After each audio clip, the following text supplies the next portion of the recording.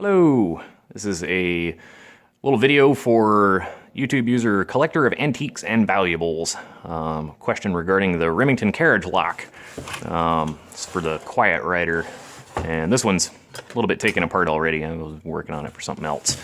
But, so regarding the carriage lock, there are three things that your carriage lock actually does on this model of machine.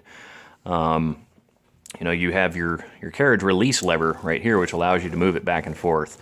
And when you engage the carriage lock, which is that little lever right underneath there, when you push it back, you'll notice that it takes your carriage lock, or your carriage release lever, and moves it forward, right?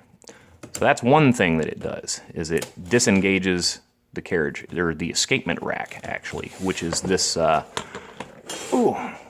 this little rack right here, this bar that has the teeth on it. So when you engage that carriage lock, it pushes it over and disengages that from the gears down inside the machine. So that's the first thing that it does.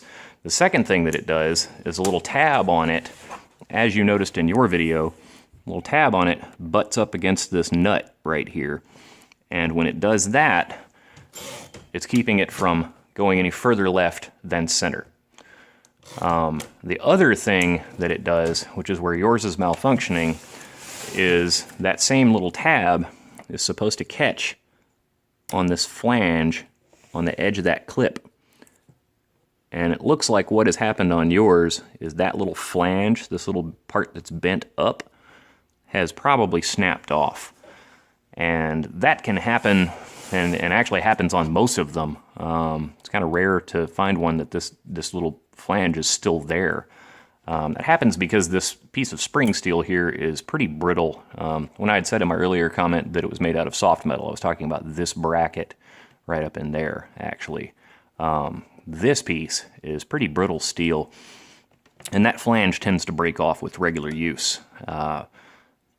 So what's happened with yours is that little flanged piece has probably snapped off, and that means that your carriage lock will still function as a centering device, but it won't function to keep the carriage immobilized in the middle. Now, that's not a real big problem. It's different than it was before, but it's not any less effective for fulfilling the main purpose of the carriage lock on this model, which is to protect the escapement, because it will still disengage that carriage release. Still disengage the escapement rack, rather. So you still want to use it when you put it into the case, because it'll protect the gears that are inside there, but it'll just, you know, now on yours, once it's centered, it'll allow it to pull to the right. It just won't go past center to the left. And that's really not a big deal. It's not going to affect the machine adversely. And in fact, the early models of this machine didn't even have that little spring tab at all. The carriage lock on those was not a carriage lock per se. It was a centering device.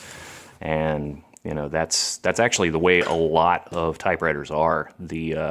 The Smith Corona floating shift models, floating shift, like I have this one torn apart right now, but I say floating shift, and they all have the floating shift thing on there. These have a centering device as well. It's not a carriage lock.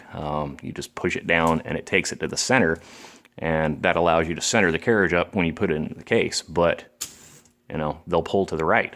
They stop in the center, but you can still pull it to the right. And that's basically what has happened with yours. You know, now it has gone from being a carriage lock to being a centering device. So it will still center on that little nut, but since that flange is broken off of the spring, it won't lock per se. So anyway, hope that helps to maybe set your mind at ease. You know, just continue to use that little carriage lock when you put it in the case, and you should be good to go. It's no big deal. Thanks.